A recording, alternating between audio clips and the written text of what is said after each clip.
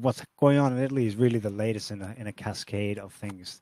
You could argue it goes back to Greece in 2015 Hmm. and even earlier. Um, so let's just recap then. So the Italians have elections in March, I think. Um, Right.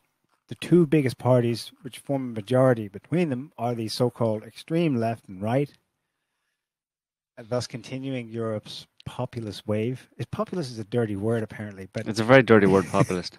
It means it means they were popular, It or means, it. well, it's fundamentally anti-democratic. Oh, hang on a minute. Populist means basically of the people, so it's fundamentally democratic, at least, to the letter of democracy. But when democracy actually breaks out, It's a crisis. yeah, it's a crisis for the people in positions of power that somehow or other the will of the people, or at least a section of the people, the more rabble-y types percentage or demographic in a country, they basically they came out of somewhere because they didn't exist beforehand, right? I know they Like just came out of the ground, or the nationalistic ones, they came in from the fringes right? because they're extremists. But there's enough of them to actually, at least, well, usually not to form an actual government, a majority government, but as happened in Italy, it's a coalition uh, between, and it's a strange mix in a certain sense because you've got the right wingers, basically the conservatives, uh, and then the I suppose they're a new breed. They're basically Eurosceptic. They're not necessarily right wing conservatives. They can be lefties as well. It's but I think, well, I suppose technically they would be conservative in a certain sense. They'd be nationalistic. Obviously, anybody who's Eurosceptic, i.e., they don't want to be in Europe, they want to leave Europe, or they have those ideas, would tend to be conservative. So, but the party that the two parties that have come together, I suppose one of them's traditional conservativist, and the other one is the kind of new, kind of anti-immigrant. Because there's a division between conservatism. There's traditional conservatism, and then there's a new. In America, it's kind of like traditional conservatives, Republicans, that kind of thing, and the new alt-right. That's more or less the kind of way, and they're both on the right, let's say, but they're not traditional. They're not all traditional conservatives. So in Italy, you have a traditional conservative party and a new alt-right, which is defined by, in Europe anyway these days, is defined by well, it's nationalistic, I suppose, and it's anti-immigrant and it's anti-Europe, Mhm. effectively. So those are the two parties that are more or less in power in What Italy right now. what they both agree on is that they're anti-establishment. Right, What anti-establishment, whatever they're that not means. quite sure about is what the establishment is. Right, well, the establishment in their So eyes is Europe, right? Overweening influence of yes, Europe on that's what they have in common. individual countries, yeah, Yeah. in Europe. So yeah, it's it's democracy, man, and but we don't like it, and it exposes the fact that, I mean, this shouldn't be a surprise or should be shocking to anybody that democracy never really worked. When people talk about democracy and the kind of political systems we have in a lot of places in the world, but let's say that are defined by, or the West is defined, Western countries like Western Europe or Europe and America defined by the idea of kind of liberal democracy, basically. And people talk about that and they say that it's not perfect, but it's the best of a bad lot. Let's say it's the best of a bad lot of systems that you could have. But that they never point out that, because that still allows or assumes that it's actually functioning as it's described, which is that what people want, what people say, then that's what they get. Mhm. And it's not.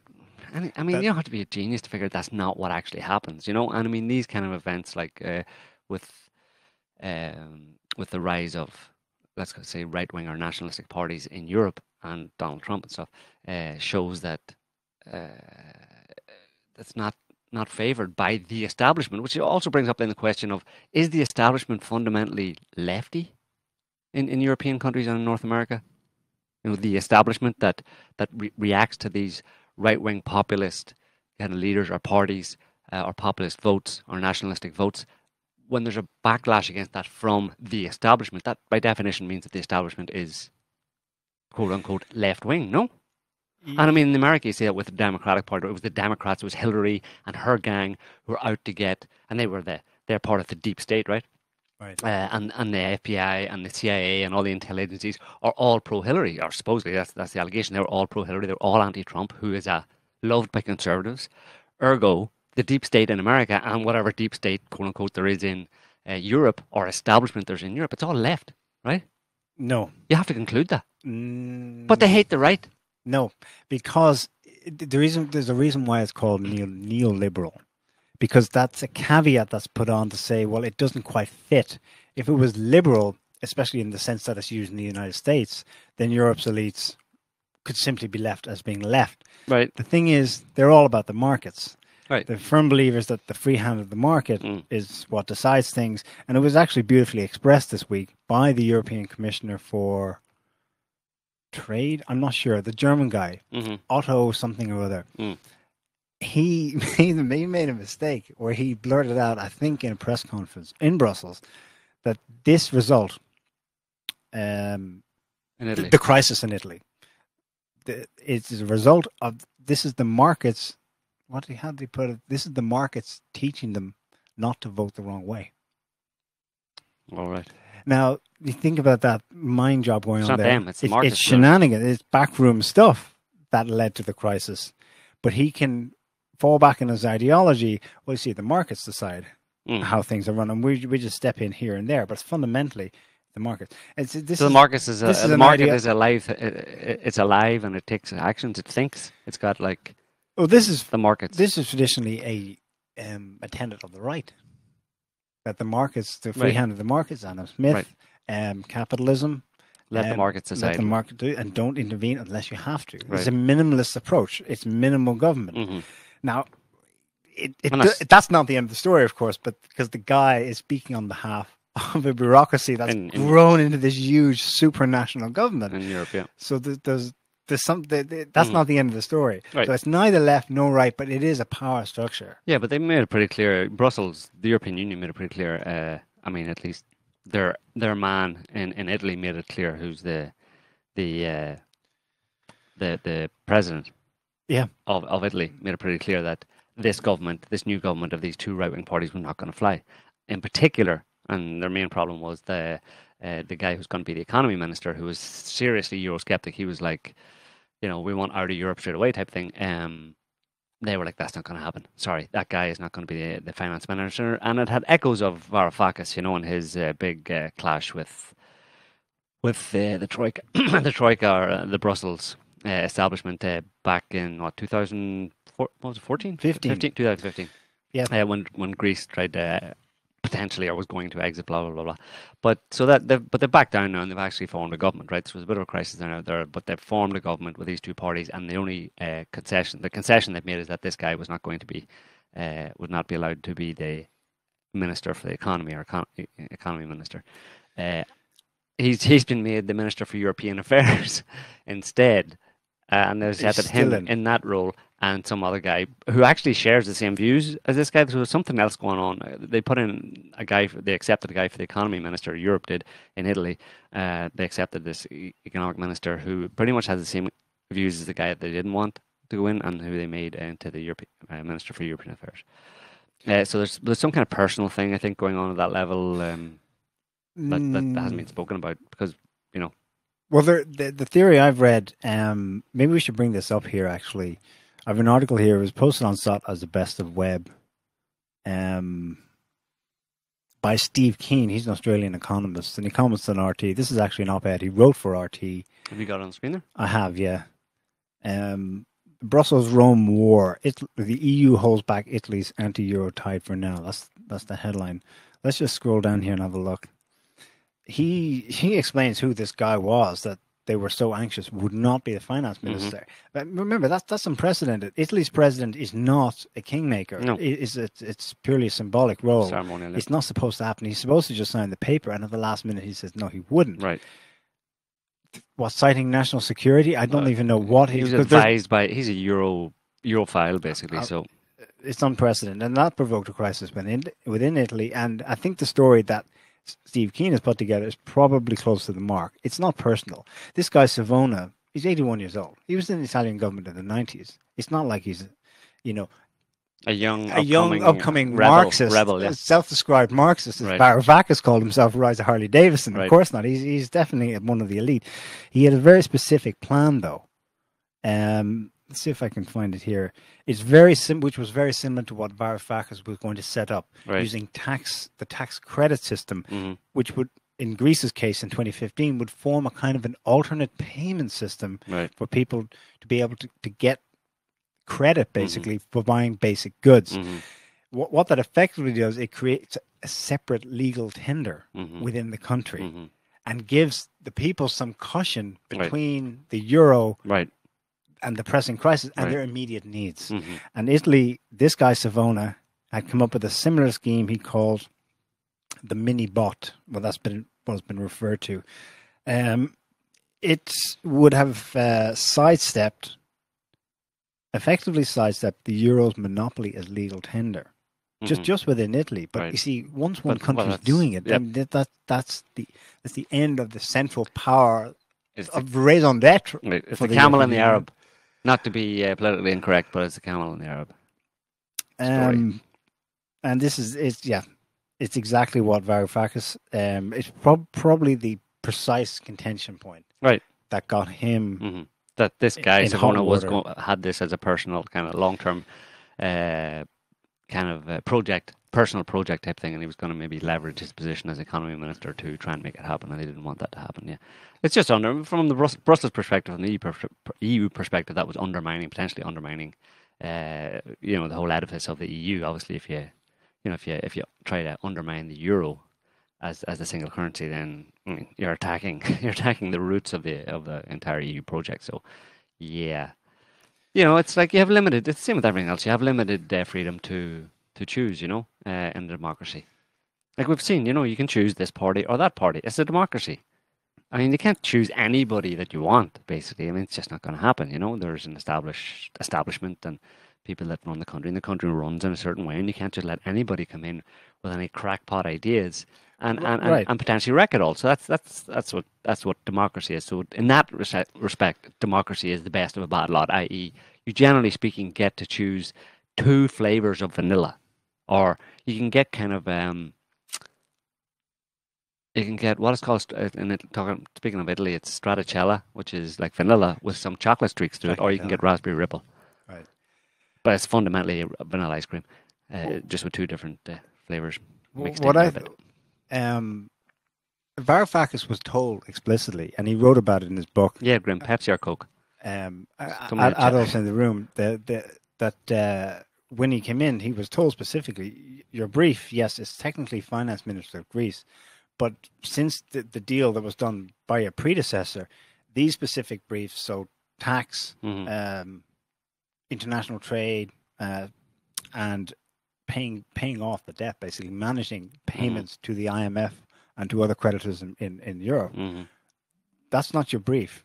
So it's been stripped down legally. He was told you don't have that anymore, right? And then he would try to find workarounds for that. That's basically what's being told here to Italy. But this is a little bit different, though. Italy is the 4th largest country in Europe, population-wise, one of the founding members of what became the European Union. This is a much bigger scale event here. But Italy has been told effectively the same thing. You no longer have the brief for your own financial / fiscal policy. But surely that was known to everybody. That's one of the things that gives rise to these parties, is that's has been known by countries in the EU for a long time. But that you basically, this is once you what's join not the EU, being said. Once you join the EU, the room. Yeah, so it's coming out in public at this point. Yeah. So maybe the public didn't know that. But I mean, certainly all politicians and governments around Europe, anybody in the know kind of thing, at least, and anybody with half a clue realised that once you signed up to the European Union project, you basically were giving away control of your finances to a large extent. You had very little wiggle room. I mean, you could have some influence over domestic economic affairs, but in terms of the broad kind of movement of trade and of government income and surpluses and all that kind of stuff, it's like it's locked down within the confines of the European Union economic project. Consider the 2 basic perspectives. So, from the national level of Italy, in this case, their perspective is okay. We're going to run the new candidates, Salvini for the Lega Nord, and I've forgotten the other guy for the 5-star movement. Right. Okay, so they're pitching something to the people. Now, they know damn well they can't deliver, But you Right. can understand, but it's attractive. It gets you in Mm-hmm. power. Mm-hmm. You really do think you can make a difference and be smart enough Right. to work around within the confines. Oh, but yes, they too have deceived the people as well, Yeah. because those briefs, you cannot change certain things. Right. But you can understand why they sincerely want to and why people clamor for it. I mean, Right. austerity is a serious problem. Italy's growth rate is terrible. It's got mass unemployment. It needs help. Mm-hmm. It's locked within a European economic system that's Mm-hmm. structurally it's not working. It's It's not. working It's not for Germany and some northern right. countries. It's not working for It's not working other for countries, the pigs. for the pigs. That's Portugal, Italy, Greece, and Spain. The southern European countries that are called, but just the And, capital letters of each and country. Ireland, But the pigs with two oh, eyes. two eyes. Yeah. Well, yeah. Okay. Ireland. I think Ireland did the least worst Yeah. out of them. Yeah.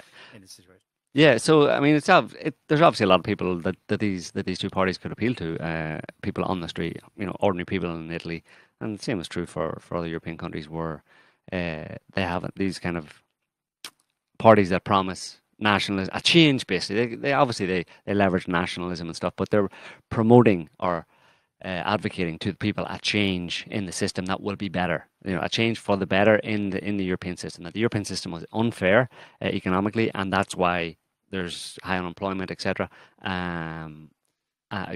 You can't do as much business. There's not enough income. There's not enough business or employment opportunities in certain countries. And also the other thing I throw in this is why it's one thing to just be Eurosceptic from a financial point of view, or be conservative, or be nationalistic, but today what's thrown in on top of that, which also appeals, which doubles the appeal for people, is anti-immigration. And it's no surprise that Italy, also being one of the pigs countries, excluding Ireland, a southern European country like Greece, Italy, Spain, not so much Portugal, but certainly Greece, Italy, and Spain all have had, or at the forefront, have been at the forefront of the kind of immigration from North Africa and the Middle East into those countries. They're the front line, basically.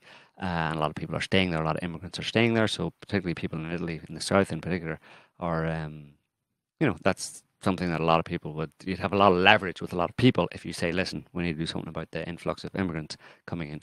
And it's also Brussels' fault. That's actually Brussels' fault as well. So you can see where this anti-Brussels thing comes in on an economic level. Why we don't have jobs, why we don't have better job prospects, and why there's a bunch of immigrants roaming our streets. You can sensationalize it up and say, committing robberies and stealing our jobs and women, that kind of thing. All of that is to blame, or Europe is to blame for all of that. That's the thing. You see, when they say, "Sorry, that's not your brief, it's ours," well, you're taking on the responsibility. So it will continue, and more so now, to be directed up at you. Right. So if you that is really your responsibility, then you have got to sort it out somehow. Right. And the problem is that they seem to be extremely slow learners. Who? Well, bureaucrats in general, let's say, and also, let's say, the powerhouse behind the most powerful countries, so particularly in Berlin and France and the UK, which hasn't really left Europe and probably won't either. They're the three biggest countries, the three northern countries. And I wonder sometimes, do they not understand what is coming? I mean, that's Italy now, but it could be France next, where there is a popular revolt that is more than just, well, you voted the wrong way, and here actually, well, yeah, you can have this guy instead. Well, there's a trend happening, obviously, that we're seeing when we can say, obviously, Italy.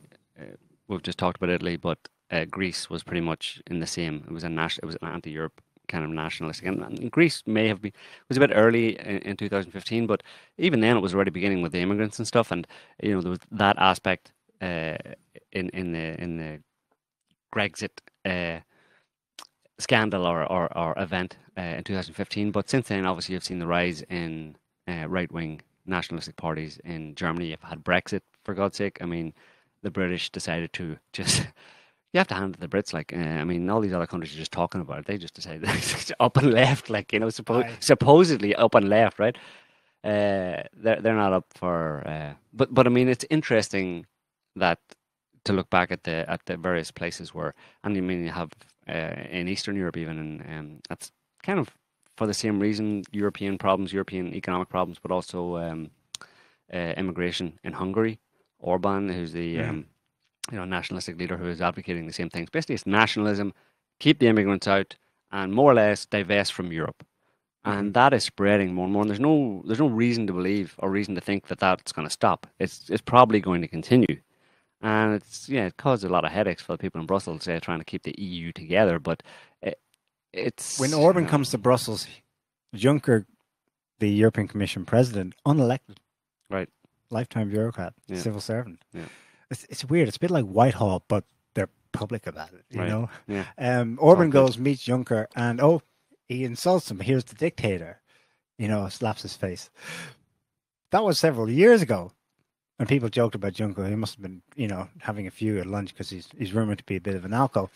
But in the meantime, Orban then is re-elected in a landslide. I mean, that's something that's not happening in the west of Europe. In the east of Europe, the political parties are doing very well because they're the right wingers. Yeah. The right wingers, because they're digging their heels in and they're actually being able to deliver. And there's an argument to say that Eastern Europe is less liberalised or less. It's been less. I don't know if you want to say modernised, but it's certainly there'd be more of a stronger strata of conservative, thinking,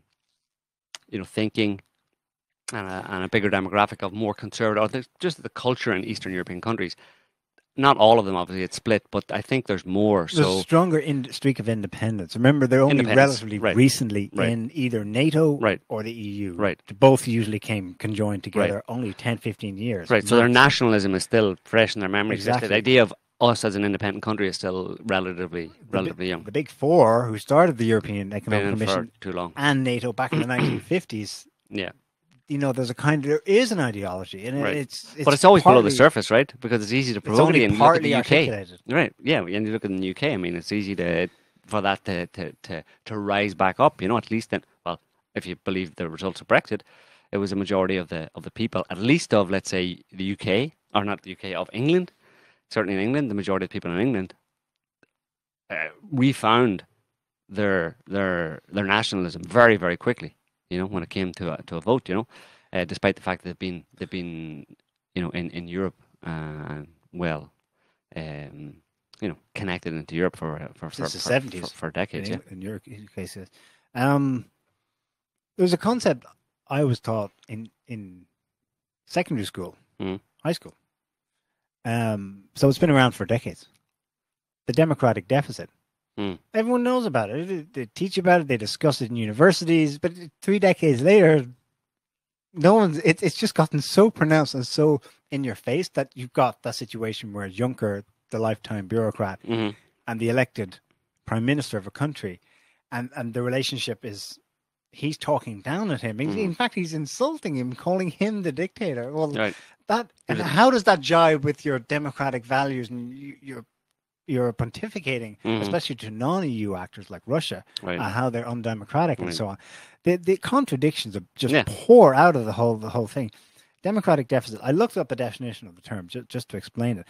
I found one on the EU's own legal LEX website. Democratic deficit is a term used by people who argue that EU institutions and their decision-making procedures suffer from a lack of democracy and seem inaccessible to the ordinary citizen due to their complexity. So that's a very safe definition. Jesus, I mean, yeah. But it goes on. Very true. The real, it claims, the real EU democratic deficit seems to be the absence of European politics. The absence of European politics. Hang on a second, I thought. What was Varoufakis, his whole shtick when Brexit erupted in 2015? The whole reason he dug his heels in, he said it at the time, and then he wrote 2 books about it and went on speaking tours about it after. He wasn't digging in as a nationalist. He was a lefty. Syriza, very left.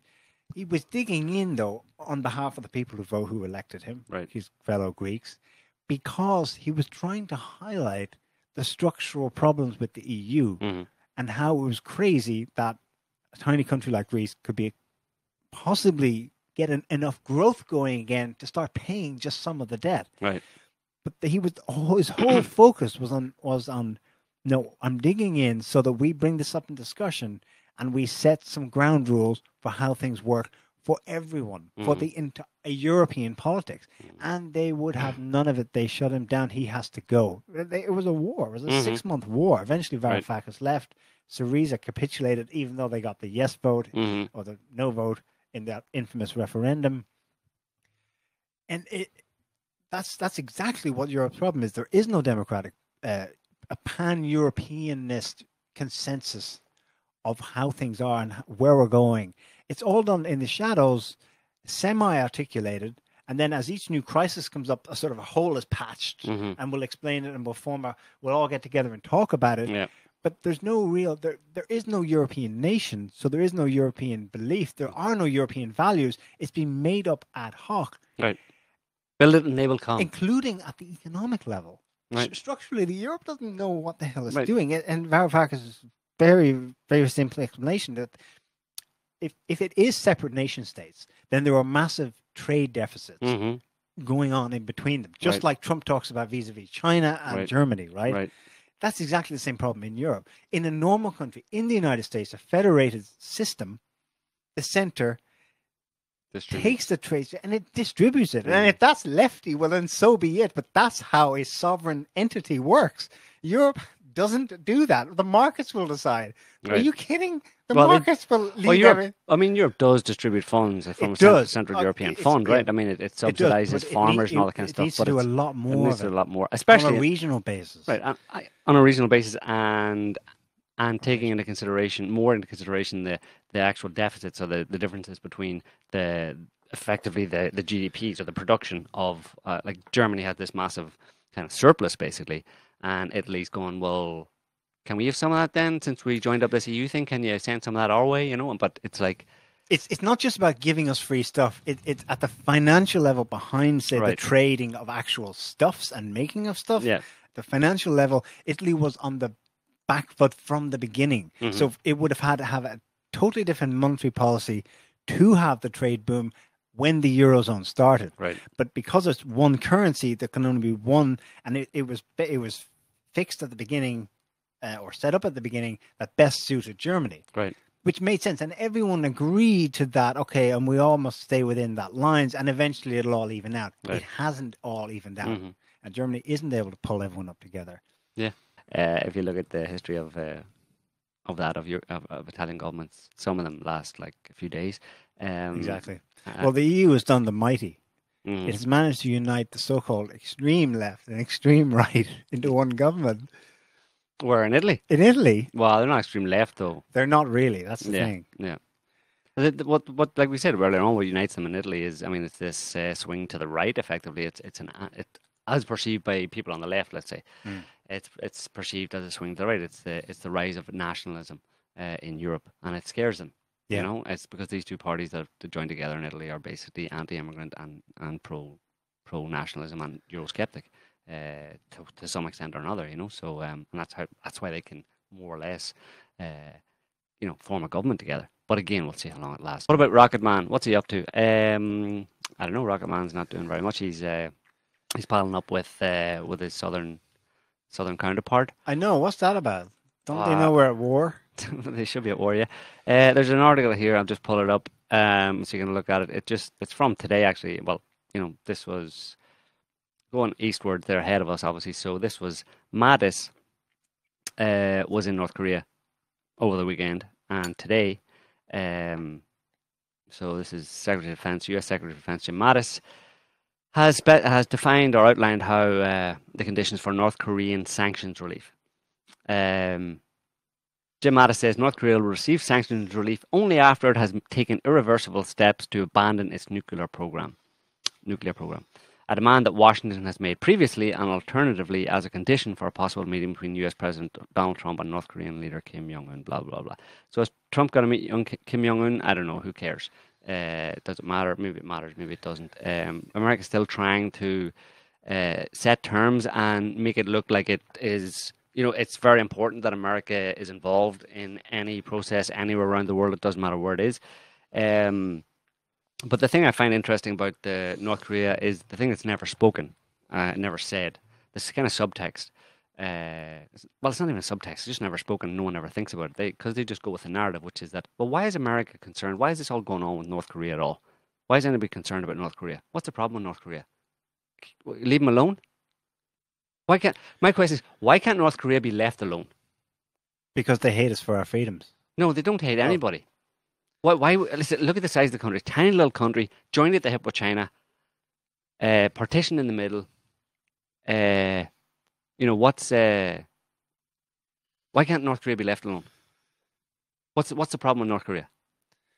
Because it's our little bit of the West. What's the official answer? The official answer is because it's communist. No. Because it... I just read about it. I just read it out. Only after it has taken irreversible steps to abandon its nuclear program. Oh, nukes, right. Right, nukes. North Korea nukes. That's the problem. Why is that a problem? Because they might use them. On who? On the United States. How? Why? When? Where? Because they're implacable foes. They're still at war since 1953. They are? Officially. Officially, but they're not really. But no, my point here is that it's ridiculous. It's a ridiculous narrative, basically, that people shouldn't take seriously and shouldn't, people should go, that doesn't make sense, but they never do that. They just say, oh yeah, North Korea, nukes, yeah, you got to do something with those nukes. Why? I don't know, because nukes are bad. If nukes are what do you mean nukes are bad?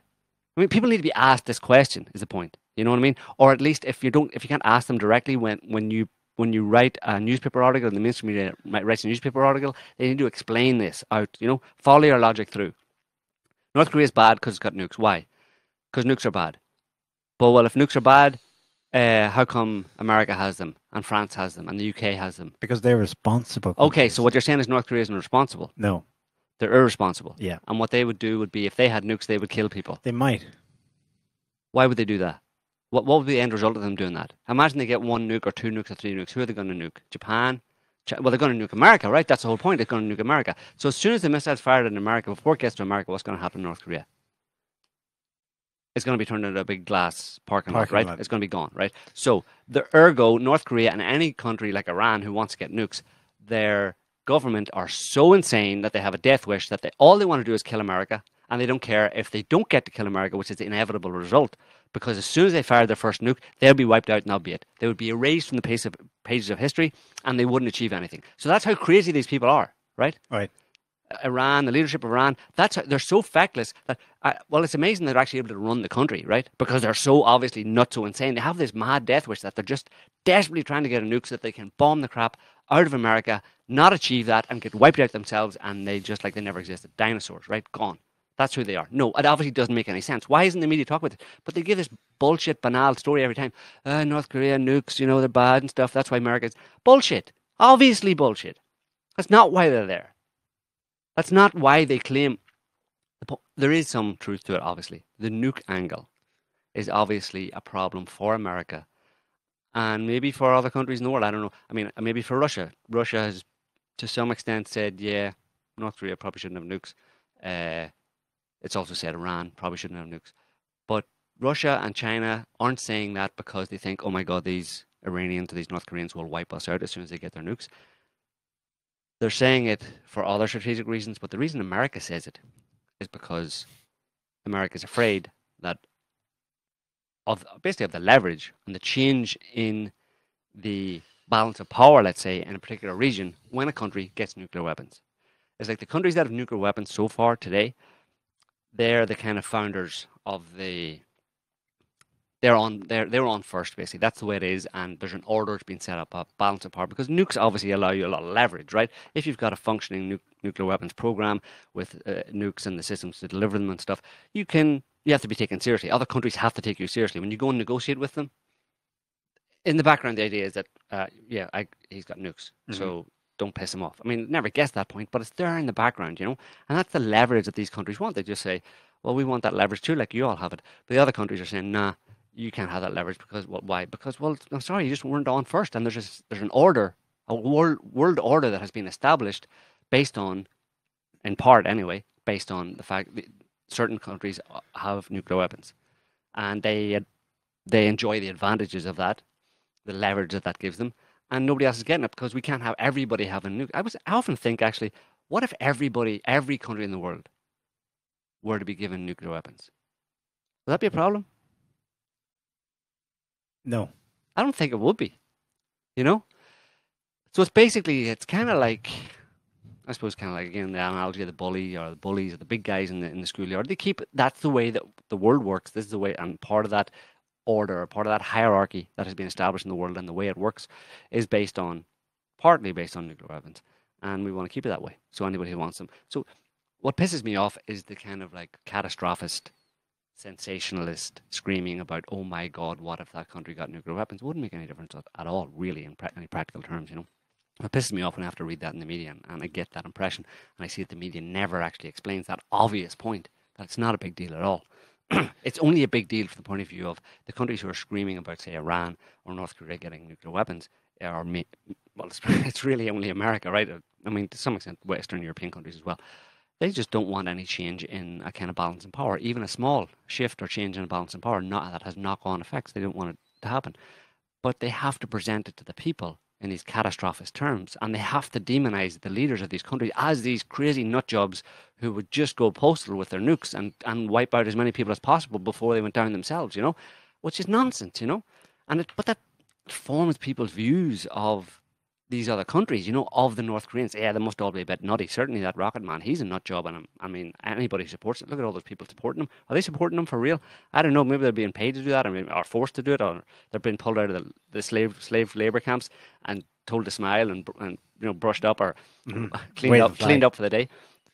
But you'd be surprised though. It comes from the strangest quarters. Last year, he maybe knows more now, but last year Rodrigo Duterte, the leader of the Philippines, chimed in and said, yeah, we don't want this crazy man firing nukes all over the region. Right.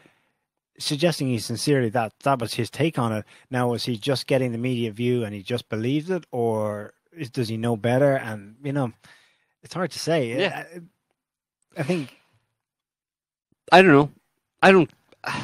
It's obviously it's a possibility, or it's a potential that some country would get nukes and they might use them, but they'd have to be clinically insane, you know. And this is the way it's presented. Why are people like that presented as being kind of just completely like they're off the rocker, right? They're nuts, and i.e. they're the ones who, as soon as they cobble together some nuclear weapon, they would just fire at the closest freaking country they could get, you know, just to fire one off there, you know. It doesn't make any sense, you know, because absolutely countries aren't. It's not as simplistic as that. There isn't one person with a finger on the button. In any country, you know, president or not, and obviously you have to allow some modicum of sanity to a person who's been, or a government that has been functioning pretty well in the country. It has self-interest. They're aware of the world. They're aware of the other nuclear powers in the world, and they know that they'll be wiped out if they try to attack anybody. So unless they've got a death wish, that doesn't fit. That crazy nut job with a nuke who's going to kill us all as soon as he gets it, it just doesn't fit. Even in an extremely volatile situation, India and Pakistan both have nukes. Yeah. And they've had enough border skirmishes. It's still technically a hot war. They have disputed territory over Jammu and Kashmir in the north. Yep. Hello, they don't use nukes. I'm sure they'd like to from time to time, but even there, it's... Yeah, self-preservation. You comes just in don't. First. Yeah, so... Yeah, so Trump's meeting is off again, on again. What about his... Now, but... Do we have his comment? No. No? Well, I can read it out, though. What did he say? Well, he was talking about the letter. Yeah. Well, he said the meeting's on, and then I was like, okay, where did that come from? And then he said it's off because there was a statement he saw by the North Koreans he didn't like. And then he got a letter, he says, from Kim Jong-un,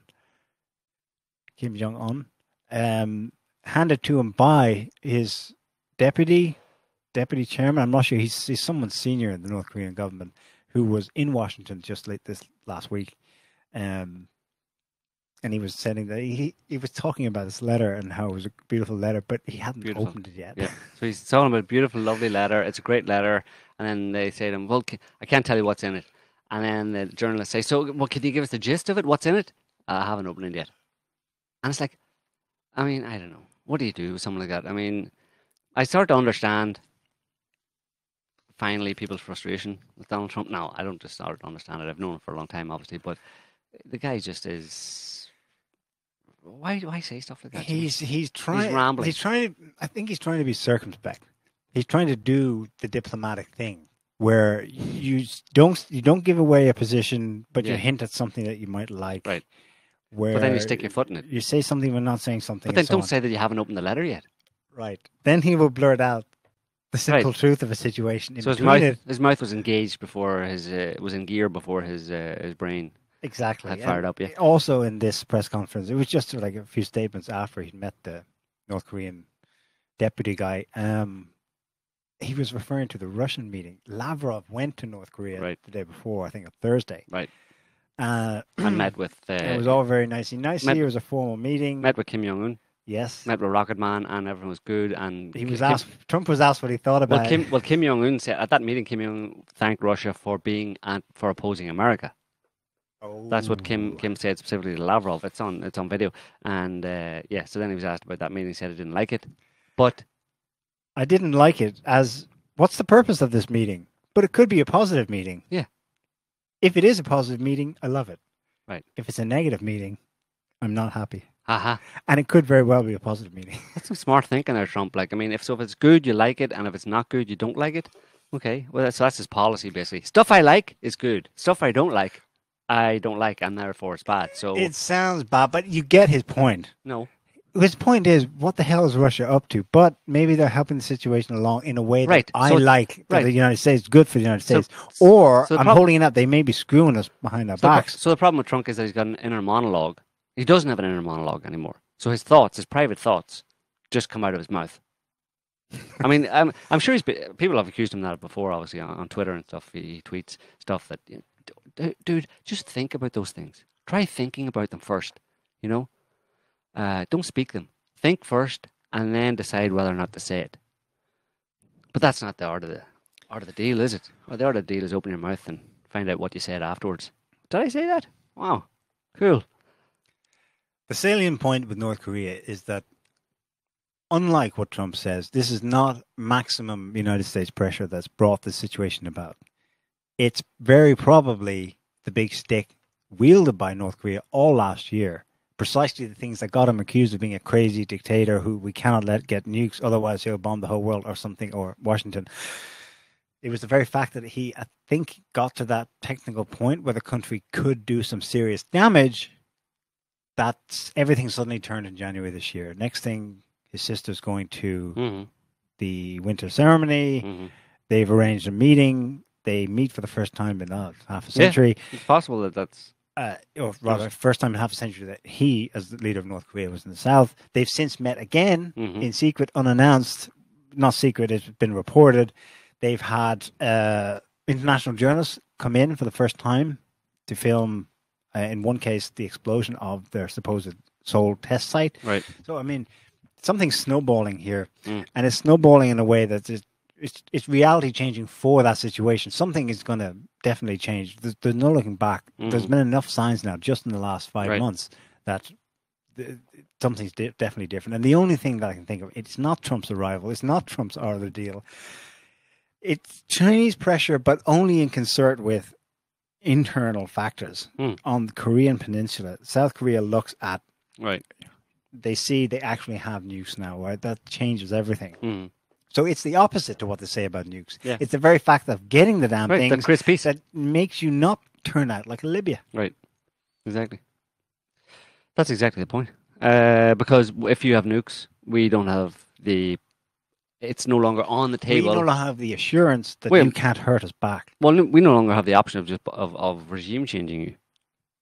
We can't do what we want. It's like you're not open to us anymore. You're not... And so we have to smile and talk, Yeah, talk you're not reasonable. Weak. You're not weak. So who can blame Iran or North Korea or anybody in that geopolitical context of wanting to get nukes? It's an assurance.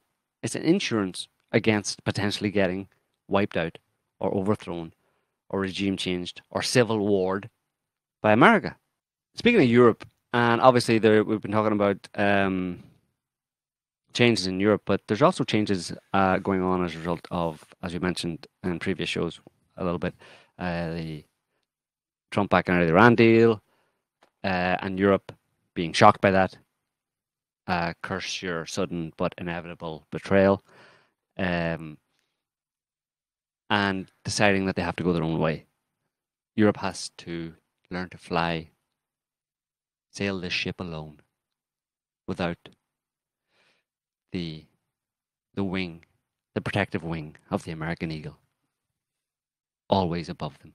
It's sad, but this is what they're talking. And suddenly, I mean, they changed on a dime. It was like Trump's like, okay, we're leaving. We're going to start a kind of a trade war. We started a trade war with China. We're going to start a bit of a trade war with Europe and with Canada and anybody else who we don't like because of the economy and Trump's campaign promises to make America great again with jobs and stuff.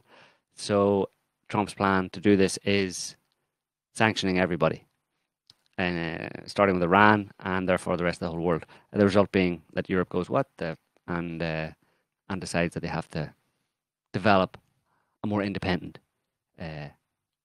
policy, but not so much independent because Europe needs friends, basically. And so if America isn't so much our friend anymore, who is going to be our friend? Who's going to be our new friend? Well, there's that country, that big country, who part of which is actually in Europe, that we've been talking shit about for years now. Maybe we should stop talking shit about them and be their friend again. What do you think? Genius idea. Europe, you are a genius. Macron, you go to St. Petersburg. Macron, you're going to St. Petersburg. First of all, you're going to run around. Macron and Merkel's going to say stuff. And Juncker, the guy we're talking about, who likes this bit of a sauce monster at lunchtime, likes a couple of bottles of red wine every lunchtime before he goes and has a speech. Before he goes and talks to the press. Yeah, this is him on video now. Just a short one. Comments he made very recently. This was the evening time, so he wasn't snockered so much anyway. So I'll just play the video. It's only 30 seconds. I do think that we have to reconnect with Russia. I'm not very happy about the state of our relations. So we have to come back to, I wouldn't say a normal relation with Russia, but there are so many areas, so many domains, not forgetting what our differences and divergences are. But this Russia bashing has to be brought to an end. Ooh. Russia bashing has to be brought to an end. What?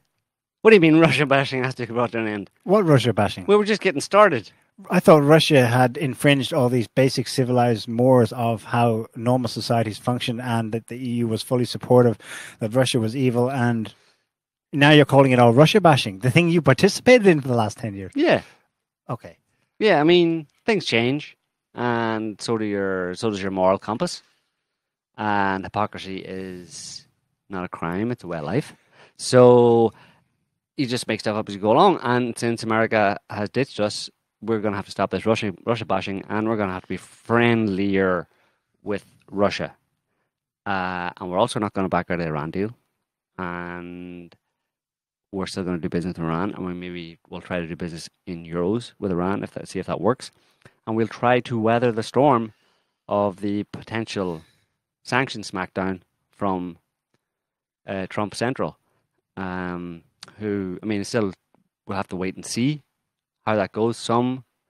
It's hard to find an actual list of companies, European companies, that have already complied with sanctions, or the potential, the soon-to-be effective sanctions against Iran. And I mean, people talk about sanctions on Iran. Iran's already been sanctioned to a large extent, and it knows what sanctions are. It's not about sanctioning Iran. Trump isn't sanctioning Iran, really. What he's doing is, effectively, the worst part of it is that he's sanctioning the rest of the world. Mm. He's saying, you don't do business. The rest of the world does no business with Iran. And that means you don't sell anything to them, and that means you don't buy anything from them. Nothing. Of course, countries, several countries will just laugh at that and have already kind of just, dismissed that because they have no reason not to. They've nothing to lose basically by doing that. They won't suffer. Russia, for example, China, India apparently, Pakistan, and apparently the European Union, European countries are all saying that that they will not comply with these sanctions. But yeah, some of them. I can name at least one case of the contrary already. A major Swiss rail company had a huge deal with Iran lined up. Right. They pulled out, and this week Iran signed the same deal with Chinese company. Right. It's going to move fast. These people, they can talk the talk, but they need to really walk something up. I don't know what it is. It's who bypassing the dollar. Oh, the European trade in euros. Yeah. Companies are already pulling out. Right. But companies do it on their own initiative, basically, because they have their own bottom line to consider, because those companies themselves are exposed. So if they're sanctioned or, indirectly through Europe or something like that, those companies themselves, and it depends on the company, obviously, and what kind of exposure it has to the American economy, and what kind of investments it has in the American economy, what kind of money it has in American bank accounts and all that kind of stuff. So certain companies, big companies, are more exposed than others, But Russian companies, for example, Chinese companies, there's some of them, but not a lot, very few of them really, who are exposed in that way, and they can happily continue to do business with Iran and just ignore anything Trump says. But yeah, the British press this week taking these two big things into consideration: Italy and the crisis with European democracy, as in there is none at the EU level, and sorry, we decide who will be your minister or not. That, and then this issue over the Iran deal and global trade. The British press is dancing all over it because they're forecasting it's just a matter of days, weeks, maybe years before the EU collapses. Right. What do you think? Do you have the same kind of negative prognosis for the EU as such? Yes. Because it's too really the sheer strong force. There's two opposite tidal forces where Europe has to unite to be able to successfully navigate a transatlantic breakup, a trade war, yeah, and establish fast links with Moscow and Beijing, while basically slowly trying to manage breaking the news to European electorates that yes, there is democracy in Europe, but only for gay rights or abortion or those things you can handle, but you leave the rest of us. We run Europe. You don't elect us. Yeah. No, it's obviously hard to say what's going to happen with Europe. It's obviously already very well networked together in terms of all the European countries, and it would be, although less so in the East. Less on the East, but certainly the original countries, let's say the 2020, the original, not the original 20, but say, and accepting the UK. Excepting the UK. But even the UK, the Brexit thing is a bit of a sham, because Brexit is an example of how difficult it is to get away from the EU, because you have these structures, basically economic structures, set up as part of the EU project for countries in the EU to do business with each other, and that's they're part of. Part of the requirement for availing yourself of those structures or partaking in those structures, those economic structures where you trade with each other, is that you are a member of the EU. You've signed up, you signed your name, you have a membership card, basically, right? If you just say, I'm gone, then suddenly it effectively means, in theory, it means that you no longer trade on a preferential basis with other European countries, which is very bad for an economy, because the European Union was set up to, in theory, favor European economies working together and facilitate trade, in the easiest, most profitable way for everybody. That was the theory, obviously, but it works out. And one country, one vote. It was a democratic principle. If one person vetoes, it doesn't pass, so we have to discuss it again, and things move slowly as a result. There's no strong central power saying, no, look, everyone on board. Yeah. Although they are starting to do that more and more in recent years as crises come up. Right. 2 years ago was 2015, so 3 years ago now, when Brexit erupted, certainly myself, I don't know about you, but I was like, this is terrible. What about democracy? And Brussels can't do that. Then it's evil. But now, I've seen more how Russia's managed democracy. Even, it's a whole other topic, but China's one-party state.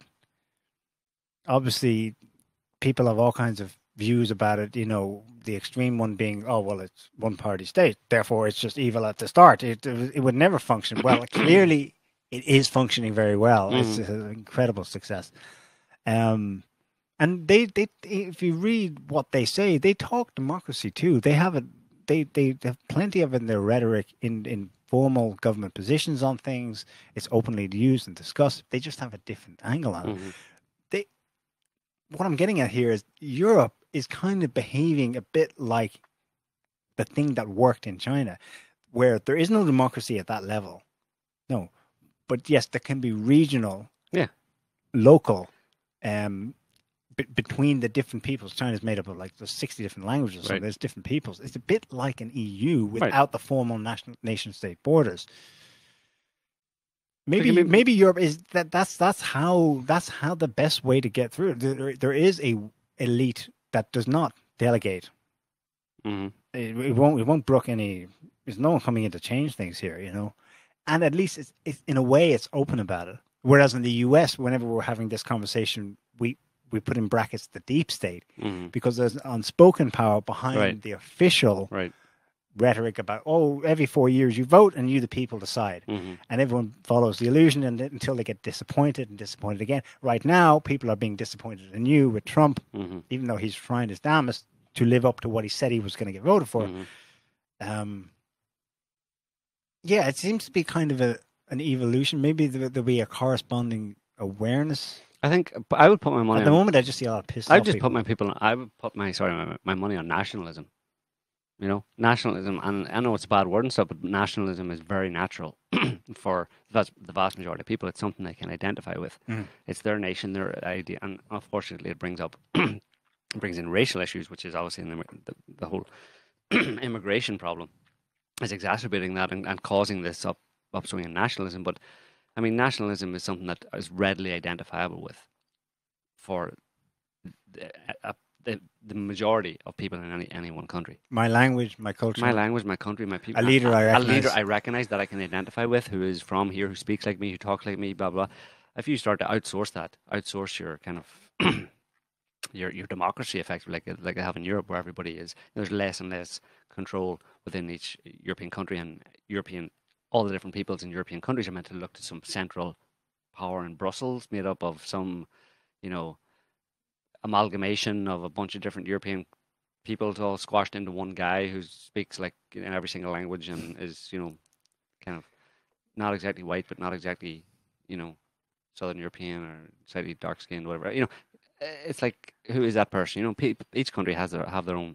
I mean, Europe has tried to water that down, tried to create this European identity, European community type thing, of peoples and stuff. But the national identity still persists, and we see how quickly they were papered over, but they're just below the surface. And all it takes is something like an immigration, a wave of immigrants coming in and causing some kind of problems or perceived problems, and right there it breaks through again.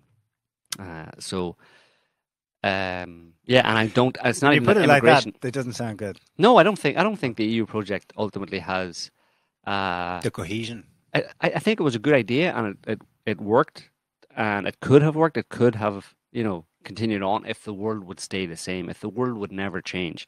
But the world is changing, and obviously with waves of immigrants because of wars, but not just wars, because of changing in the climate change, changing weather patterns, all that kind of stuff, and the potential for food shortages in different parts of the world could cause mass movements of people across borders and stuff like that. And in that case, the EU project is just doomed, because it's not what it was, not what it's meant to be anymore.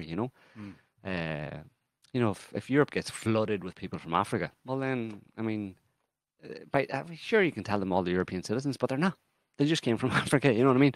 And the only way you could get European countries into the European project was the idea of this expanded identity of being European, right? But fundamentally, that means it fundamentally means white, right? Of some flavor, white, European, roughly Christian or secular, roughly white Christians, basically. And that's the identity that was sold to people when they joined the European Union. That's why we can all be one big community, because we're all one people. But if you bring in a bunch of people from other parts of the world as a result of, and one dominant language, Yeah. I mentioned in passing that China has all these languages and all these different peoples, but more and more there's English is one becoming dominant language in Yeah. China, or two maybe. Europe, it's kind of heading that Well, way as well. English, French, but German. But no, all the languages are still fairly strong. Like people speak their own languages as well. You know. Yeah. Although English is creeping in there. The only way it would really work, probably long term, is for someone to rise up and conquer the whole lot, No, or build a wall around it. or build a wall around it. Yeah. So that's maybe get Trump over and get him. Start. There's an idea for a trade deal. Consultant. Hey, listen. So can we get these exemptions back? Yeah. If we get we get American construction firms to build a wall around Europe, Fortress Europe. Again, Fortress Europe, Fortress Russia, Fortress America, Fortress China. You know, and then we can all just fight over the Middle East. Well, yeah, as a new idea, let's all fight over the Middle East. Anyway, talking about the Middle East, yeah, Israel. We don't want to talk about Israel, do we? The Israelis are doing what they always did. And that's the one thing, it's kind of heartening. It's one thing you can always rely on, you know. It's a mainstay. It's there. It's safe. It's solid that Israel will always be periodically using Palestinians as target practice, you know, and killing them out of hand just because they're Palestinians, basically. And then when they get some flack, cut the chase, like. Or I think they got a lot of flack, in fairness, no matter, even in U.S. media, a little bit anyway, when they got flack for twice now massacring 60-some people on the day that the embassy opened, the U.S. embassy in Jerusalem. They got flack, so they switched to having their snipers just shoot them in the knee. No, but they didn't. But shoot them in the leg. Well, that's what they've been doing. They've been shooting in the legs for quite a while. But now and again, they over longer distances, maybe snipers aren't so good and bullet strays further north, and they're killing people. But sometimes certainly there are some people who are shot in the head and stuff as well. So certainly it's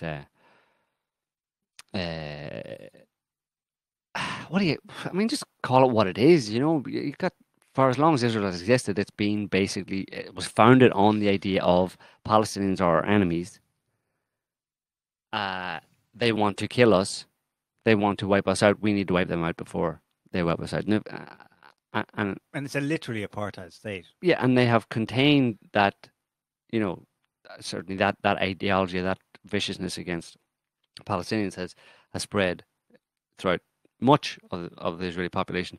And obviously in the armed forces and stuff, they're treated like animals. They're seen as animals, basically, as third class, fourth class citizens for a long time. And you can't have recurring generations of that ideology and nothing is done to change it, to find some kind of reconciliation. But you can't have it. You can't let it go on for that long before it really becomes entrenched. And certainly in the armed forces and stuff, there's plenty of Israeli soldiers who just see Palestinians as all of them as terrorists and they should be shot, and then you're surprised when they actually just go out and shoot them, and that's what Israel has been doing. And just recently there was a girl, a 21-year-old girl, Palestinian girl, who's a medic actually, in one of the protests just recently, and she was shot in the chest. She was there with a obvious medical gear on. She was going to help someone else who had been shot, and they just shot her in the chest and killed her.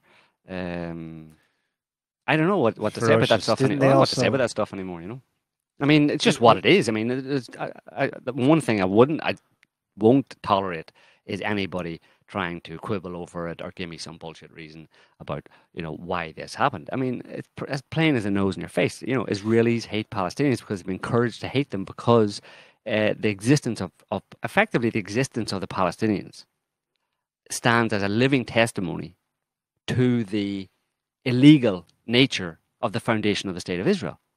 If the Palestinians would just disappear, then Israelis could get on with the job of creating the reality or believing more fervently that they didn't steal someone else's land, that their country isn't founded on someone else's land. You know what I mean? Mm-hmm. If I go and steal someone's house and kick them all out, maybe kill a few of them and then kick the rest of them out and inhabit their house, it's really annoying to me when the remaining members of the family that I stole the house from are hanging outside the window looking in, and saying, you stole that house. I just want them to go away so I can live in their house. And there's an element of that from a psychological perspective of the viciousness of Israelis against Palestinians, because they're a constant reminder of the immorality of the basically the state of Israel as a project, the foundation of the state of Israel. And talking about immigration, it's actually, I mean, you talk about the Balfour Declaration as a reason, as the main reason why Balfour, British government gave Her Majesty's government views with favour, blah blah blah, foundation of a state for the Jewish people in Palestine. But in 1924, the US passed an immigration law that basically set quotas on people coming from Europe, because after 1924, after the First World War, in the years afterwards, there was a lot of immigration to the US, a lot of people wanting to immigrate to the US, and the US government set up passed an immigration law that effectively blocked a lot of European Jews who at that time, not just after the Second World War, but it started in 1924, and from 1924 on then, as with the rise of the Nazis and all that kind of stuff, and the problems getting increasingly worse for Jews in Germany, obviously, a lot of them would have moved to the US, but the US actually prevented them. It had an anti-immigration law on the books at that time, signed in 1924, that stopped a lot of Jewish immigration from Germany and European countries, Eastern Europe, to the US, and instead they all went to Israel. And that actually that certainly facilitated the motivation for the demands for, we need, because there's so many people, so many Jews going to Palestine, we need to formalize this. I would say that if it's possible, we'll never know obviously, but it's possible that if the US didn't impose those immigration restrictions there's a quote here. The bill's co-sponsor, U.S. Representative Albert Johnson, a Republican from Washington, said that the law would block a stream of alien blood with all its inherited misconceptions from entering America. Another co-sponsor said, those of us who are interested in keeping America stock up to the highest standard, that is, the people who were born here, that's all he said. I don't know. Then he said, Southern and Eastern Europeans, many of them Catholics and Jews, arrive sick and starving and therefore less capable of contributing to the American economy and unable to adapt to American culture. So that was the attitude prevailing under an official law in the US at the time, in the late 1920s and early into the 1930s. So basically, no thanks, Jews, stay away, and others, stay away. And they went to Israel. They went to Palestine. And the amount of them, the number of them that went there, eventually legitimized the creation of the state of Israel. So America bears a big responsibility for that situation as well, of the forced creation of the state of Israel on Palestinian land and everything that has ensued since. And that's not the only episode of contrived, directed migration. Mm-hmm. That's the term being used today, right, in Europe for the North African and Middle Eastern refugees that are coming. But the directed migration is very evident, not just in that episode, but later, of course, around World War II. Right. Afterwards. Absolutely, yeah. In the camps where people survived, they were raising the Star of David. Right. But in the late 1940s, during the Second World War, or after the Second World War, or around that time, basically, there was a sizable population already in Palestine. It was only 3 years later, after the Second World War, that they actually created the state of Israel in 1948. So already they had enough people there to say, we're a state. We need a state for these people. We need to draw borders. There was another wave from the USSR in the 1970s, I think, and they actually tried to stop. They also passed laws to try and stop Jews leaving the country, but then they were also trying to stop a general brain drain out of the USSR to the west. Mm-hmm. But part of it included keeping specifically Jews from trying to go to Israel. Eventually that was overturned and the floodgates kind of opened, I think, gradually throughout the 80s. Anyway, yeah. By the 90s, there have been like 1.5 or so million new arrivals from, by then, former Soviet countries. Right. So there are these contrived episodes like throughout, and you wonder like what the hand is behind that, because the majority of Jews still don't live in Israel. Right.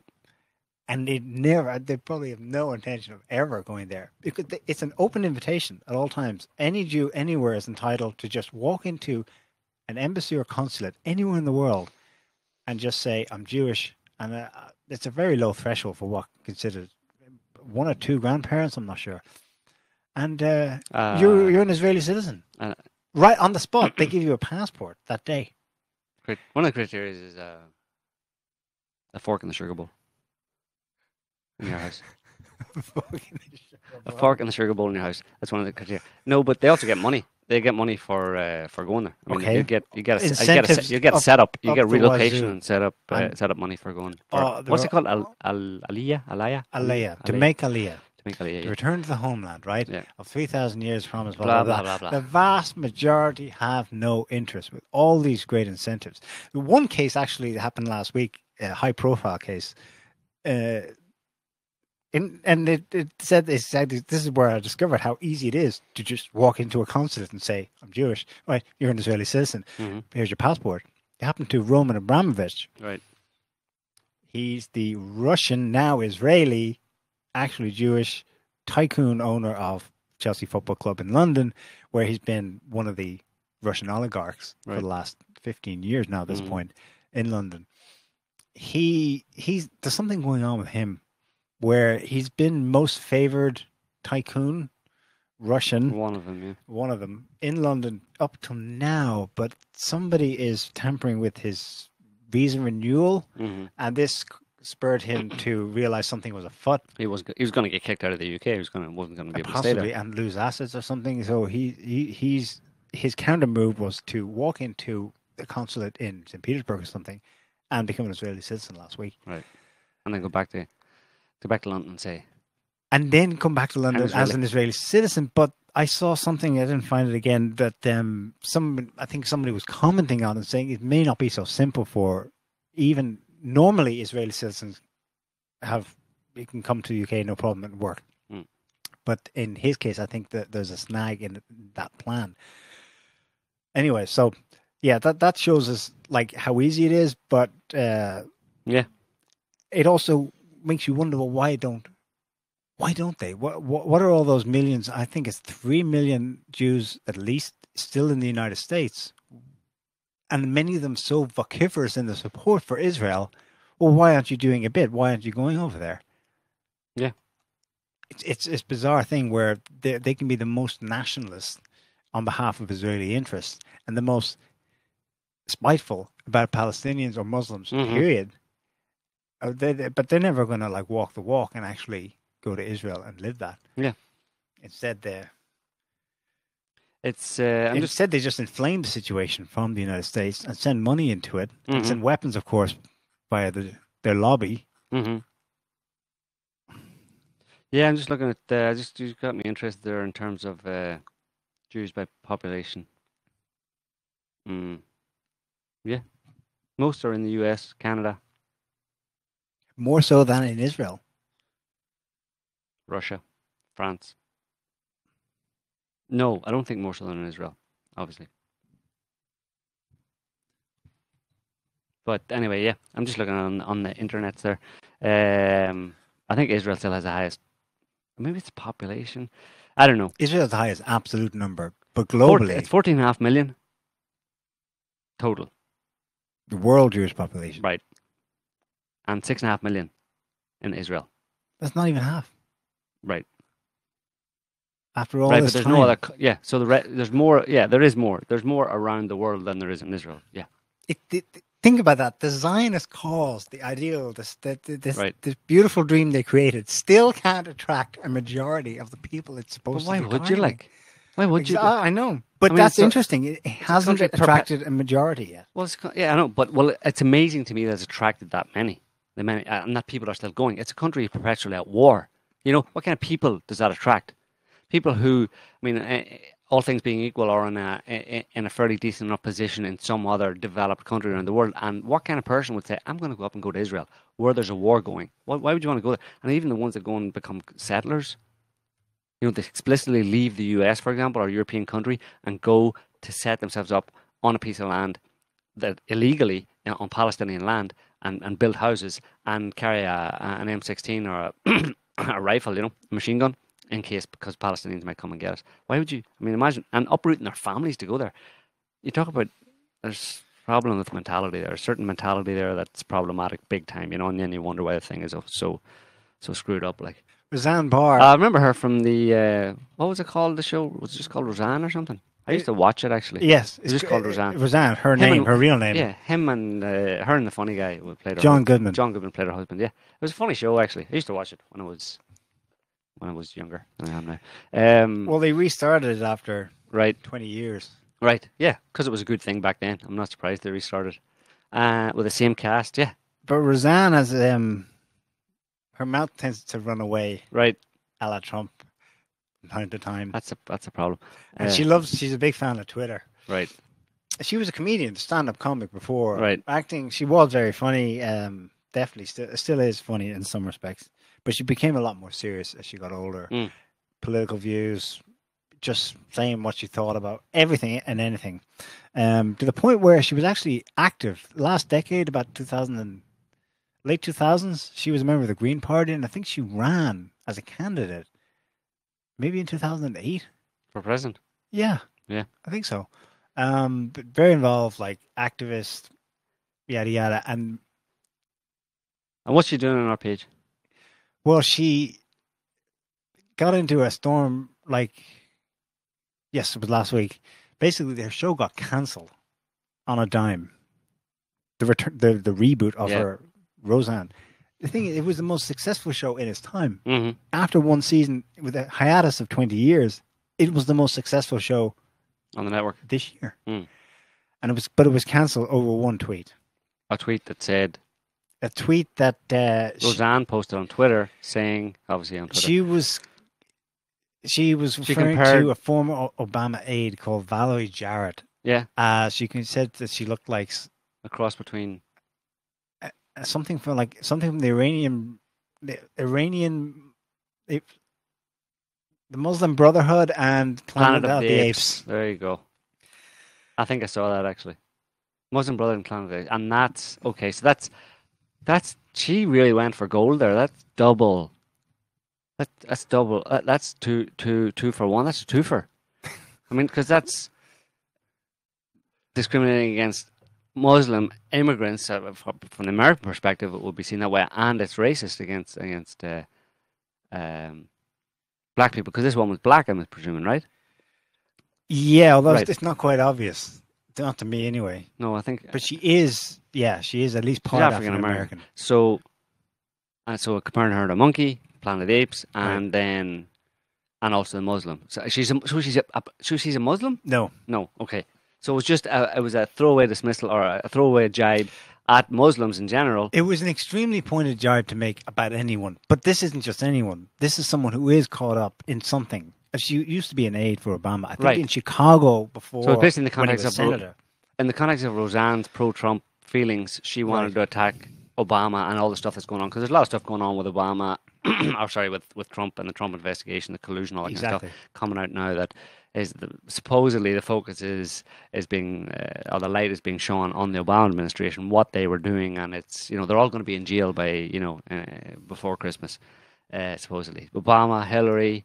All of the officials are all going to jail. No, but that's the way it's kind of being presented. But it certainly, because they opened there's a new investigation, basically, by the Senate Intelligence Committee or something like that, or some kind of investigation that has been Yeah. opened into whether or not people were spying on Trump. Whether it was the thing that they've been talking about for all of Trump's presidency, basically, amongst accusing him of colluding with Russia and stuff, and the thing that he's been firing back with, that he was being spied on. Well, now they're actually getting around. Jeez, these wheels turn super slow. It bores the hell out of me. It's so predictable, Okay, I can see where this is going. It's eventually going to get to the point. Hopefully, it'll get to the point where there'll be a bit more balance, and the Russia collusion nonsense will be dismissed, and there might be some light shone on what was actually going on that gave rise to that bogus Trump's in bed with Russian hookers or something, So it was in that context that Roseanne made this tweet, basically. She's been making a load of them. She's She's on but Twitter. that's part of the... But this particular one was supposedly crossed the line, and Right. the network and the producers of the show, ABC and someone else, cancelled the show Right. that very day. Now that is unusual, though. Mm-hmm. It's one thing to fire a particular person. It's one thing to warn them, fine them, I don't know what. But the whole show is cancelled. But they have to cancel the show if they fire her. Well, It's called Roseanne. Like fire the lead. it is fire the her lead name, isn't it? character. But apparently she's not. It's not so much centered around her Right. because she's There's 65 a now. bunch of other characters. Yeah. Most of the stories apparently been taking place around the next generation of her kids, Right. and that she's relatively cameo. So they'll probably this reboot. time. They'll reboot it with her. Maybe not. I mean, so far they just simply cancelled it. But Yeah. the reason why it's interesting because it was a racist thing to say. Yeah. But it's interesting because she is so identified with being pro-Trump. Right. She's a high-profile figure. Right. And the show went out of its way to present like Her as ordinary, her as pro-Trump. Right. And that obviously rang true with people, Right. and they made it the most popular show, right. which is unheard of. Like for Right. something to come back after 2 decades, so you have to wonder if they didn't have the knife sharpened and ready for something. Oh, there's our chance, and then they nixed it. Right. Because they don't just let go of the best viewed show of the year so quickly like that. Well, political correctness and will people will sacrifice a lot of money for to be seen as politically correct. It seems these days. The thing is, Roseanne Barr, she says the strangest things sometimes. She is like pretty woke, clued in, and has been for a long time. I found an interview with her on Abby Martin's show back when she was with RT America, so that must be at least 4 years ago. It was a rambling interview. She wasn't really looking at the camera. She seemed a bit out of it, to be honest. She's a bit loopy. But she talked about MK Ultra and not kind of, weird stuff. She just made the simple point that kind of thing was being done to American people over a couple of generations, messing with people's head to the point where they essentially stopped they began to attack the victims and always ended up empathizing with the real perpetrators behind the scenes, usually powerful people. And she finished that rant by saying, even specifically said that the basic problem, especially in the United States, is the psychopaths that are in power. And they've run rampant with greed. I mean, so she totally gets what's going on. But then she can say the most insane things about Palestinians or Muslims. We were just talking about Aliyah earlier on. There about Aliyah to Right. Israel. Well, there's just on there's a website here. I mean, for no reason. It's actually. I was going to say I have no reason to disbelieve what it says, but I think it's probably pretty on the money because it's from a website unitedwithisrael.org, and the title is Roseanne Barr, I Want to Move to Israel. And this is from April 30th this year.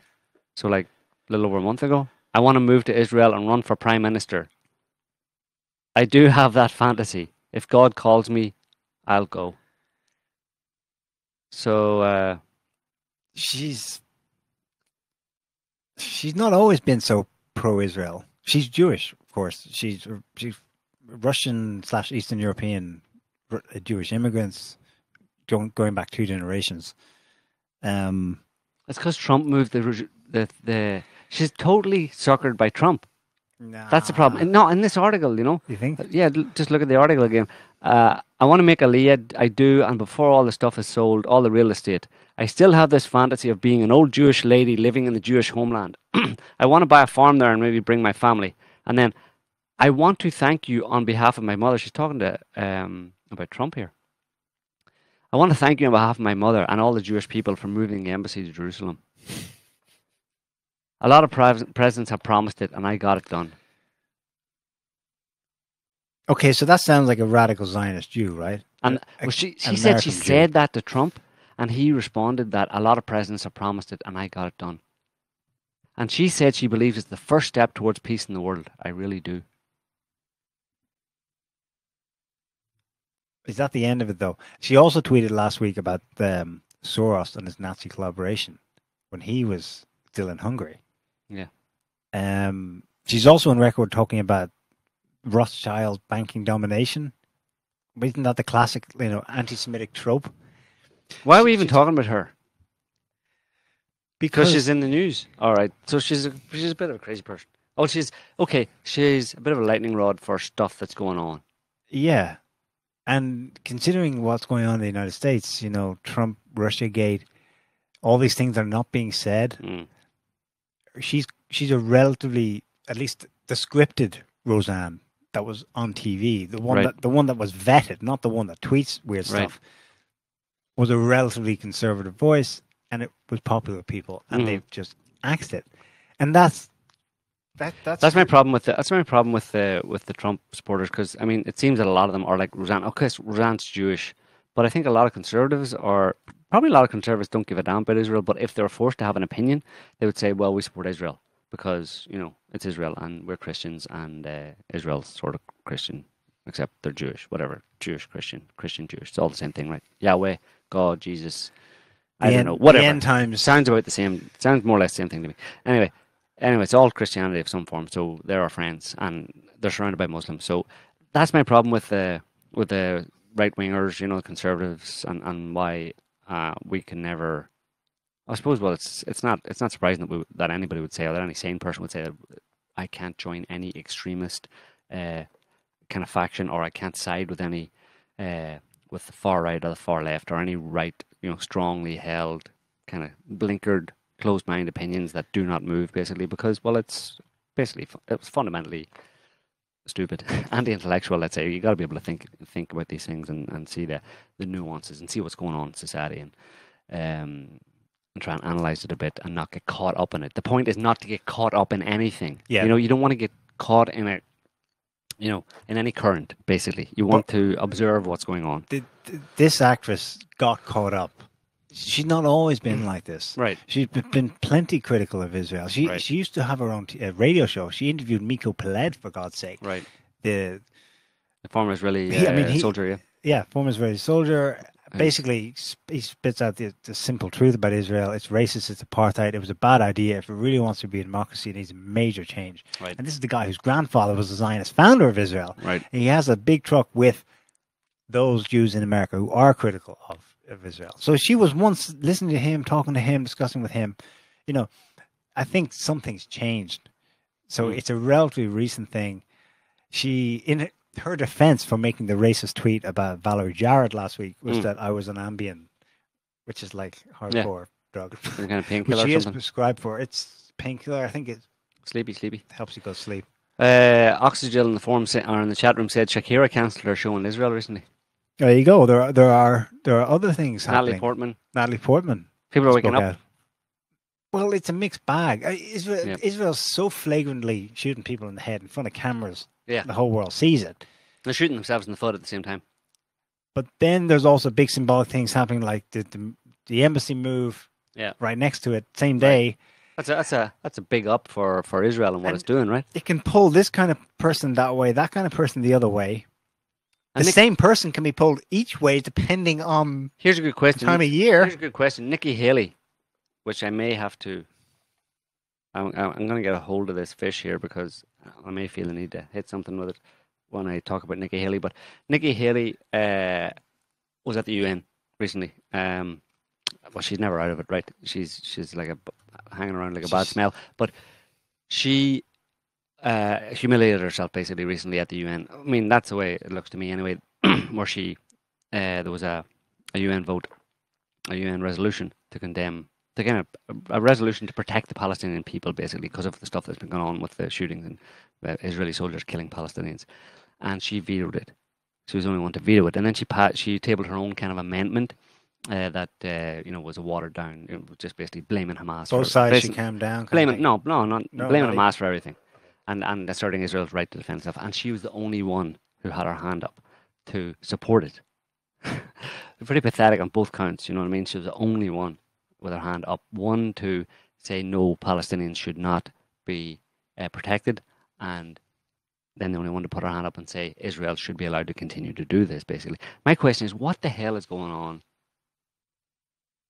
What is the relationship? And it's a kind of a rhetorical question. Why is there that level of support for Israel on an international stage, public support, very in your face, willing to stand out, stick your neck out there in that way, and look like you're on your own. Basically, you're the only one who supports Israel. You're the only one saying no, it's okay for Israel to shoot those Palestinians because Hamas. Just ridiculous stuff. I mean, really embarrassing yourself if you're a sane person. And I suppose the answer, at least my answer, is that Israel it's nothing to do with, at least at a political level, it's nothing to do with, protecting the Jewish people or any of the bullshit that is spouted by Western politicians. It's simply, or American politicians, it's simply that Israel is a little outpost for America. The only actually piece of land, of significant land, in a very strategic place that America more or less owns or has a partner owning it. Like Israel is its best buddy forever. And from a geopolitical perspective, Israel is very important to America in terms of, its influence in the world and maintaining its influence in the world, and particularly maintaining its influence in the Middle East. That America sees Israel effectively as a 52nd state, 51st state, whatever. And that's why it supports. That's why you have this. I mean, it filters down to the population, but at the top level, political support for Israel, undying support for Israel, it's geopolitical considerations that inform it. I mean, that's maybe being thinking that these people are practical about it, that they're not influenced by ideology. Well, maybe some of them are. When I hear someone talk about ideology, I always think that they're bullshitting. Mm-hmm. I always think that that's a narrative.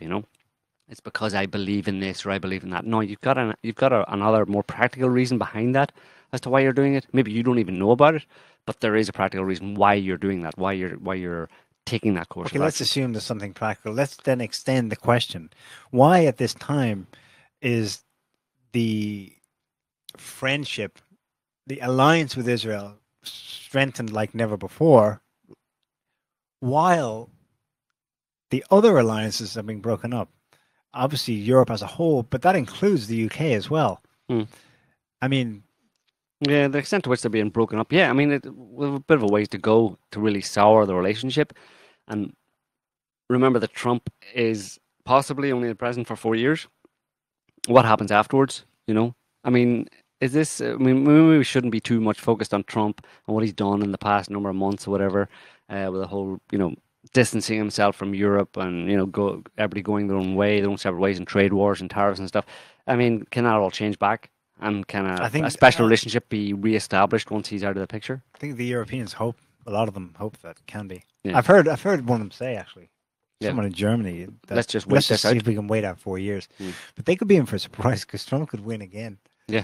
And then another 4 years, that would be too much to take, probably. I mean, because a lot of economic damage can be done, or economic souring of economic relationships can happen in a few short years, and new economic realities have to take place or manifest on the ground, where you start basically, well, if I'm not selling to you anymore, then I'm going to find new customers, and that's a new reality. I'm not. If you come back to me later and say, can you sell to me again?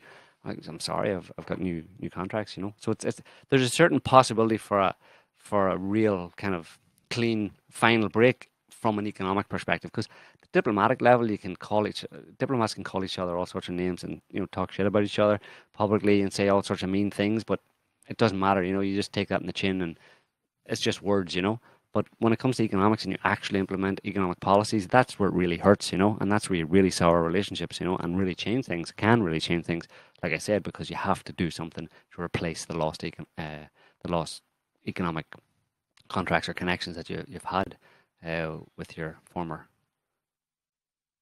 commander-in-chief. Where's MBS? He's hanging out in a hammam. I don't know. It started to look suspicious. Did he not? He showed his big hairy head on the. The Saudi press agency has put out now 3 or 4 photos and some footage. That's meant to say, no, he's fine. There he is. But people have checked it, and they've either been able to show that it predates the date of this apparent shooting. Yeah. That took place around the palace in Riyadh in mid-April. Shooting down the drone. That's what they said they were doing. They were all firing at this drone that shouldn't have been there in the airspace. But people have connected that incident with his alleged disappearance / death. Yeah. And the one piece of video footage also, and it's not just been discussed online. The mainstream is talking about it too. There've been a few articles I've seen. a couple poo-pooed it and said, no, he's fine. But then others said, actually, each of those photos or video footage of him, we've tried to verify them, and we cannot say that they've taken place in the last month. Well, there's nothing in the media about it. You search for No. Mohammed bin Salman, and there's nobody there's nobody wondering where he is at all. No, hang on now. No, but I read an op-ed in the Spectator wondering about this. Yeah, I mean, it's not across the media, basically. It's not big news where, certainly not in the Western press, you know. No. Haaretz has an article, whatever, you know, that kind of thing. But there's no conspiracy theorizing going on that he's dead, which is strange, you know, but then, were you keeping close enough track of him to know that he never had a month-long hiatus or disappearance before? No, but he is a publicity hog, and he has been since basically the coup that took place when he put his father in power and became effective ruler of the country. He went on this big tour of the United States, met Google executive, Facebook, Twitter. But maybe that took so much out of him, he had to go for a month's holiday afterwards. I don't know. There's another little piece of data. Pompeo has been in Saudi Arabia since then. Right. That's confirmed. He had a meeting with the MBS. The ghost of MBS. There's no photos or footage of that meeting. Very mysterious. I need to get Sherlock Holmes on it, but I don't really buy the drone thing. Right. That's cover for something. Because that footage was online, and that was a serious shootout. Well, yeah, but you just heard the shots. You didn't see anything or see any drones. No. But certainly it sounded like there were a load of people letting off gunfire. It sounded more like a kind of a raid or an attack, on someone because... This is a country where apparently dozens of royals have been strung up and tortured in a massive shakedown. Something went down there. The drone story is... I call bullshit in the drone story because... I mean... Well, it came close to his compound, his palace, basically, right? Sure, there's guards there, right? They might have probably an odd pair of binoculars lying around, right? A drone comes in, you see a flashing light, you look up, you see a drone. It's a drone. Does it have any bombs on it? Don't think so. It just looks like a drone. It shouldn't be here. Find out whose it is. Right, exactly. Or, whatever. But no, who freaks out when a drone flies over your house? 20 guards started 20 guards setting automatic. Right, yeah, AK-47s up into the sky, But then they tend to do that in Saudi Arabia just for the crack now and again, for the fun of it, So it could have been that. They might have been just having a party, MBS was having a party with a load of, camels. Tommy Robinson is in prison. Good. For another year. See you later, Tommy. But what about free speech? Free speech. Look, the guy was sentenced last year for contempt of court for filming outside an ongoing jury trial and commenting on it and posting on Facebook, live streaming to Facebook. They said, don't do that because you're basically acting as a media representative. You're publishing this publicly, ongoing, and you're making prejudicial comments about the court case. Any member of the jury could see that, and we might have to call a mistrial, and the whole thing will fall apart. And the victims here who are being represented would not get justice because you want to mouth off on Facebook. And he was told that. And he was he's on probation, I think, because he didn't get sentenced for that, but he got a suspended sentence. Yeah, if it happened again, so then if it happens again, you're going to jail. So then there's another a grooming gang, one of these grooming gangs, or that prey on young girls, whatever, and they're Pakistani or they're Indian, whatever. And he's up in arms about it. And the trial is ongoing, and the people in the courthouse, the families of the girls who were groomed, are seeking justice against the guys. He's outside live streaming to Facebook again, doing exactly the same thing again. And so the police come and arrest him. And sorry, you basically violated the terms of your suspended sentence. You're going to jail. And what? Everybody is meant to be up in arms? Just shut the hell up. Well, I mean, it's something too contrived about it. Like, it's a publicity stunt by him, and he's paying the price for it if he's going to jail for 3 months, 13 months? A year, I think. A year. But he's an idiot. I mean, how can he advocate for... I mean, first of all, he was threatening the the court case, effectively the jury trial, where the families of the victims of the grooming gang were seeking justice, and he could have ruined that basically for them, and they wouldn't have got any justice at all. Those guys could have got off because the jury was influenced by Tommy Robinson live streaming outside the courthouse, and they could say this jury is no good. We have to throw this jury out and start again, and prolong the process for the victims' families and the victims themselves.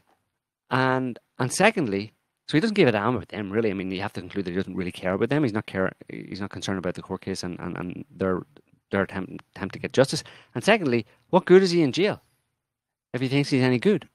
Why would he disappear? I mean, is it worth it just to have everybody, free Tommy Robinson, free speech, blah, blah, blah, blah. Look, the law is the law, and it's pretty clear. And this isn't some kind of like Orwellian, draconian law. It's a pretty clear law. You're not allowed to, in any way, prejudice a jury in a trial. And he went ahead and did it twice. Yeah, sure. It's Brexit. It's, right-wing nationalism in the UK, it's Little Englanders, it's the British National Party, it's the English Defence League, it's people like Tommy Robinson and stuff who have a certain validity to the things they say.